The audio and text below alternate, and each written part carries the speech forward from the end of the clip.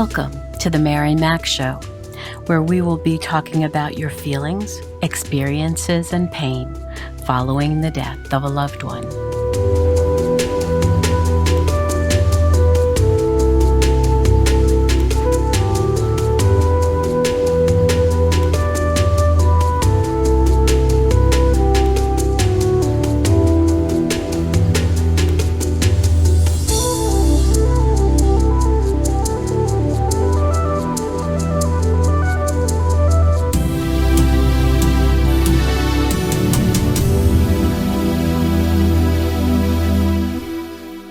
So I want to thank you so much, Dory, for spending some time with me today.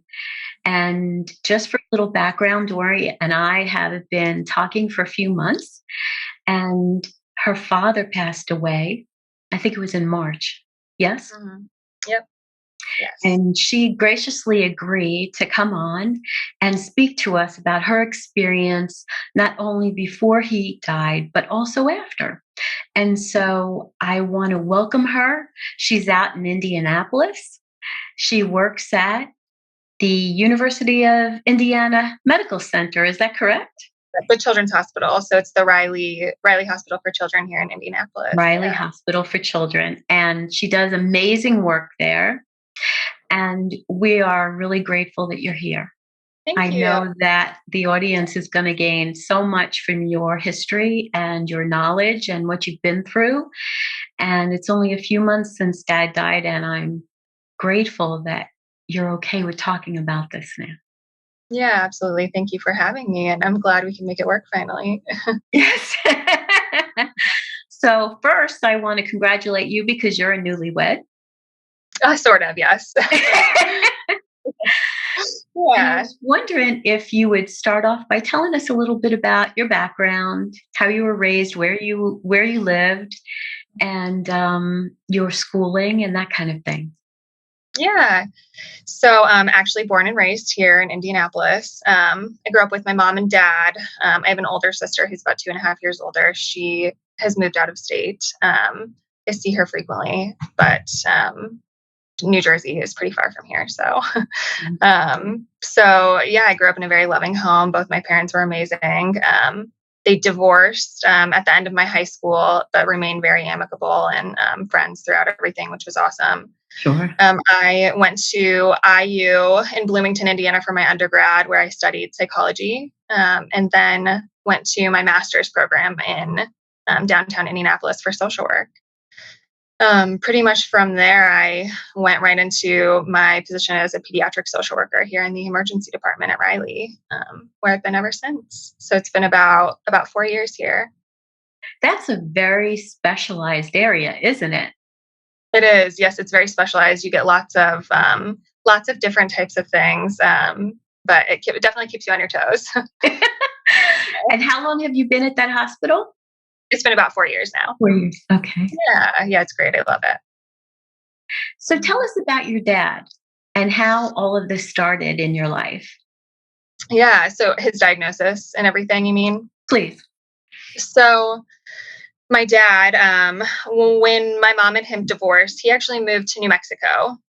So he has been living in Santa Fe for a long time. I can't even think of how many years it's been now. He had a group of friends there that he loved, and he would kind of bounce back and forth between Indiana, where I lived, and Santa Fe. So he'd come visit pretty frequently. He had a house in Indy that he rented out.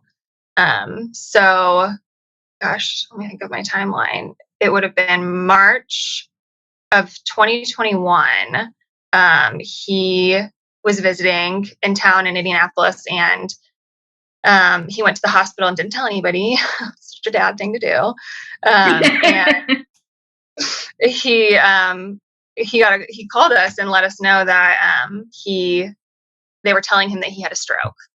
So he was going to be admitted to the hospital for a few days. So this was March of 2021. So of course I went to the hospital and went to be with him. They said they don't know what caused the stroke.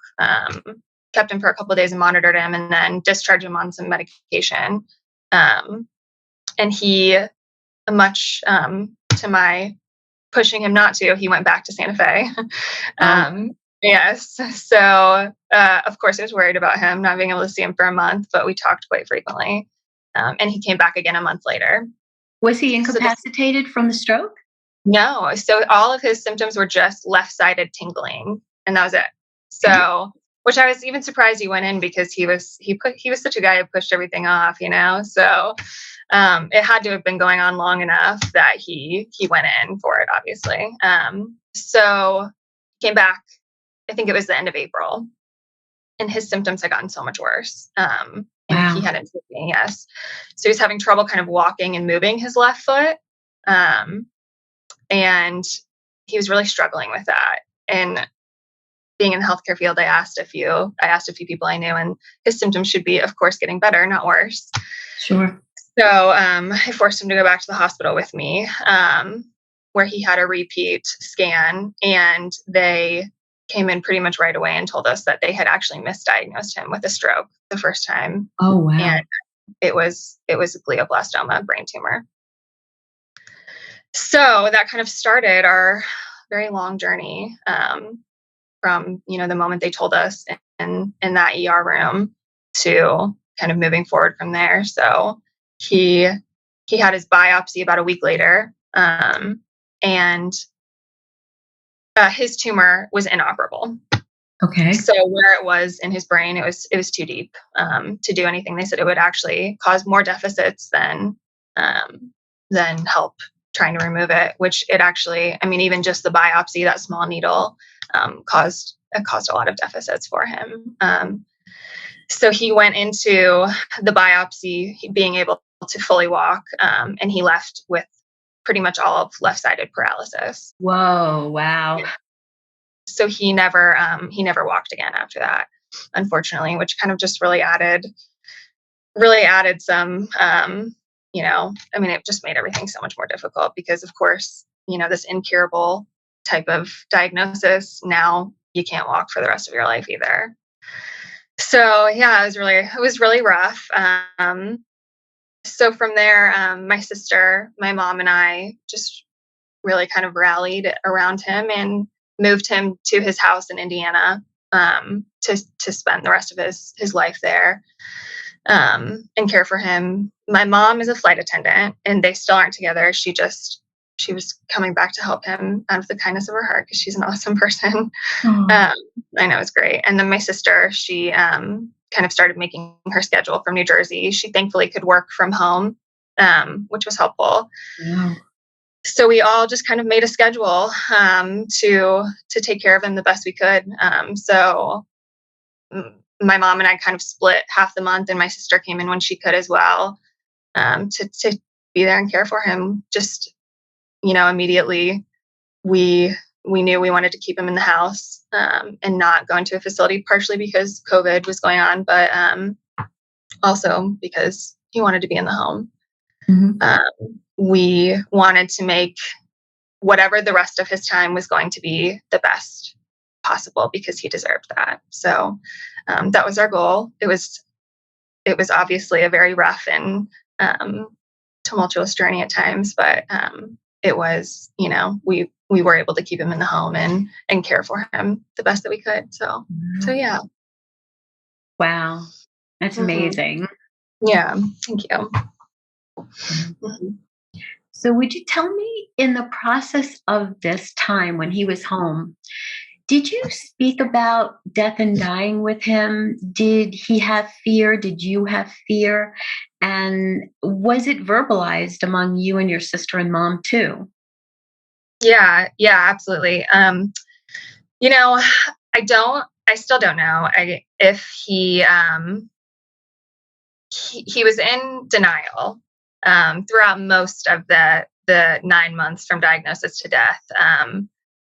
But I also think part of it was, I mean, he had a brain tumor, so it was hard for him to process things. So I think it was a mixture of denial and having a brain tumor that made it difficult to have conversations like that with him. Hmm. Um, we were definitely able to. It just wasn't as easy as it could have been, in another scenario. So my family, my mom and sister and I had lots of conversations about it. We did did talk to my dad. He was very afraid of dying, which was awful because glioblastoma is incurable. So always from the start, we did have treatment for him in the beginning, which was always just to prolong his quality of life. It was never to prolong his life. Length of life. Mm-hmm. Right. So it always added a little bit of difficulty because he always thought that he could get better from it. And every stage that we went through, treatment, palliative care, and hospice, his goal was to always heal and be who he was, which was really hard. And it's a hard thing to tell somebody that you're not going to be that way again. So, were you the one who basically told him, Dad, this is incurable, or was it your mom or sister? Yeah, it was me. I think my mom and sister had some conversations with him too, but being in the healthcare field, I think that kind of just fell more on me, and being a social worker. Uh-huh. And I did want to be there for him. I never, I never right out told him that, in a mean way, that this was going to kill him. But sure. I did want to have conversations with him about what he wanted and moving forward with his care. So I did, yes, we approached it with him. He was never a man of many words. He liked writing a lot more than he liked to speak. So it was really hard for him to have those conversations. But when he opened up, then it was great to be able to process with him and talk with him. So I'm glad that I was able to. But yeah, there was some difficulty with that because of his diagnosis. Wow. Okay. So tell me about the emotional and physical toll this took on everybody, especially you. Yeah. It was a lot. I mean, we never questioned doing it right away. We all three of us signed up,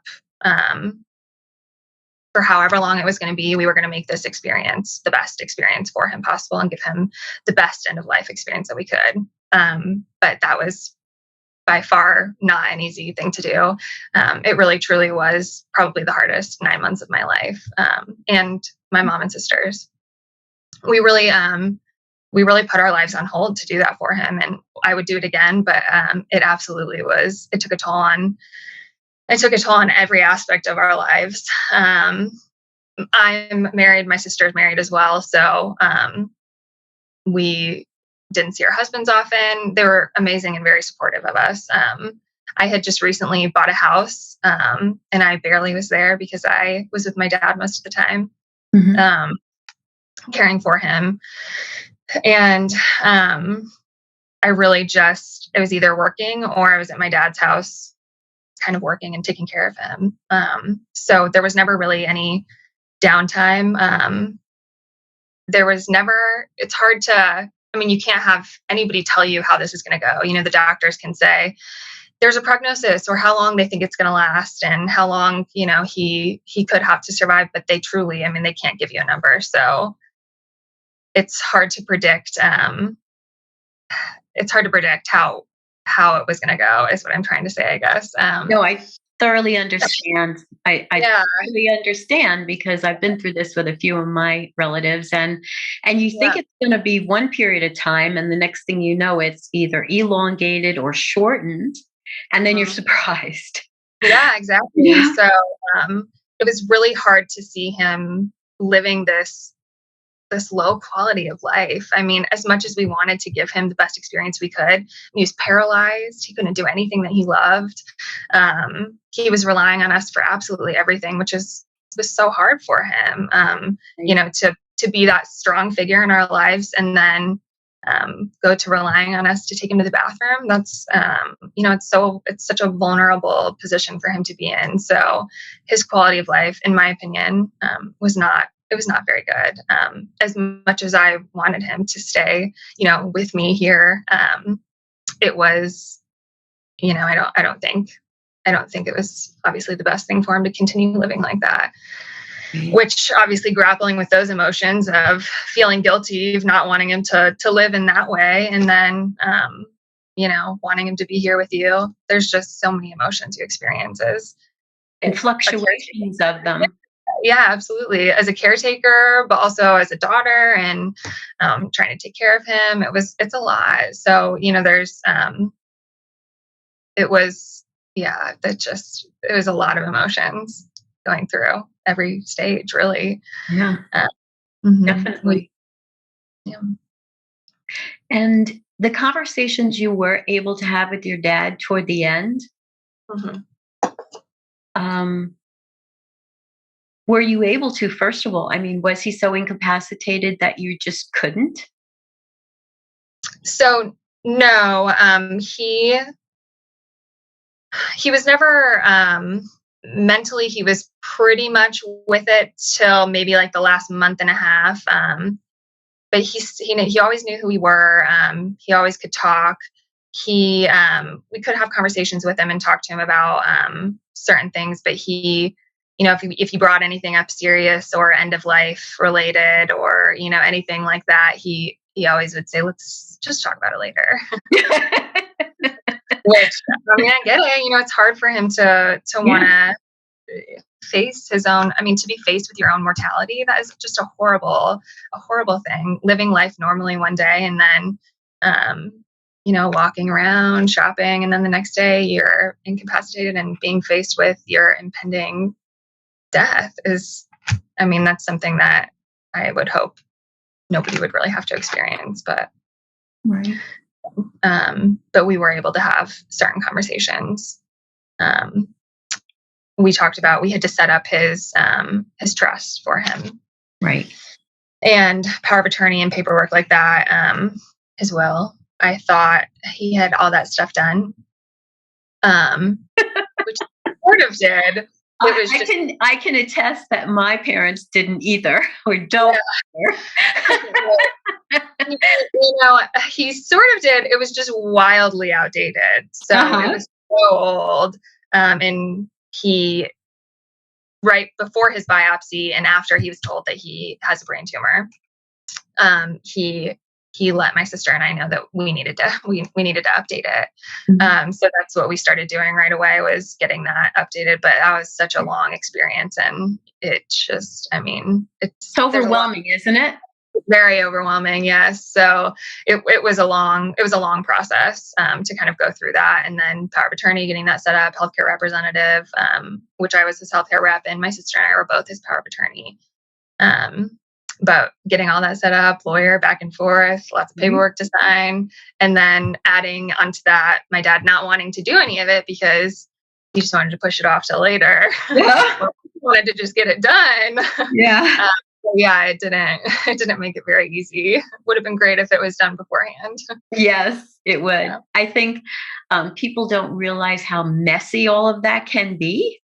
And you were very fortunate because your mom and your sister are both on the same page with you, and you knew it had to be done, and there was no greed, and it was just, we got to get this done for dad.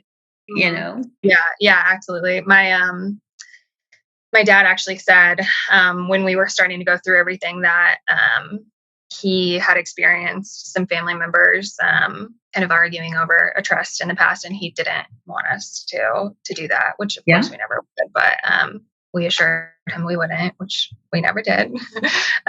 So it was, everybody agreed on everything, but of course it's a very long process. Yes, absolutely. Yeah. And also, DNRs and all that kind of thing as well. Yeah. When do you say enough is enough? Do you know what I mean? Unless that person expires, dies, leaves us, on their own. Yeah, absolutely. And that was a hard thing for him too. He made me his healthcare representative. And we had talked about, what to do if something were to happen to him. He, being in the process of dying and being in denial, wanted everything done for him. I eventually we talked to him, and he understood. CPR is an awful thing to come back from, first of all, and it's such a harsh thing on your body. And he was, unfortunately, I mean, he was dying. So we kind of all came to an agreement on everything towards the end, but it was, yeah, it was a hard thing to talk to him about. It almost felt like I was pushing him towards, just letting go, which was a hard feeling. Yeah, I would think so. Yeah. Yeah. So thankfully, my mom and sister were with me the whole time, and it was great. Being able to do it with them, and being blessed to have that support system was very helpful. And when he did pass, was he at home under hospice care? He was, yeah. So it was 9 months diagnosis to death, about 9 months. About 5 of those months, he was in treatment. So I put him in palliative care right away because I know how Great. amazing palliative care can be. Mhm. Working in the healthcare field, they're awesome. So I wanted him to be in that right away. And the program we chose transitions him to hospice when it was time. Mhm. So he stayed in the home the whole time. He did eventually pass in the home. Yes. I'm sorry. 5 months he was having treatment. Yes. Chemo, radiation we went through, and then hospice came in and said that it was probably time to transition him. Which again, that was a hard conversation with my dad. I mean, he knows what hospice is, and he kind of felt like that was giving up. But chemo's so hard on the body, and it just wasn't doing anything for him anymore. So we did make the decision to put him into hospice, and about 4 more months he lived, and he died in the home after a very long seizure. So he lived about 4 days after the seizure, um, and then passed away in his bed. Wow. Yeah. That's a Yeah. long, long process, isn't it? It was a very long journey, yes. I'm thankful that we were able to keep him in the home, and thankful that we had such a great support system to be able to help us through that. Because it was not easy. It really was not easy in any aspect. But his team too, his hospice team and his palliative care team, I can't say enough great things about them. They were so helpful. That's great. Yeah. Mhm. So I want to thank you so much for sharing all this with us. Yeah. Of course. Absolutely. Must have been really difficult.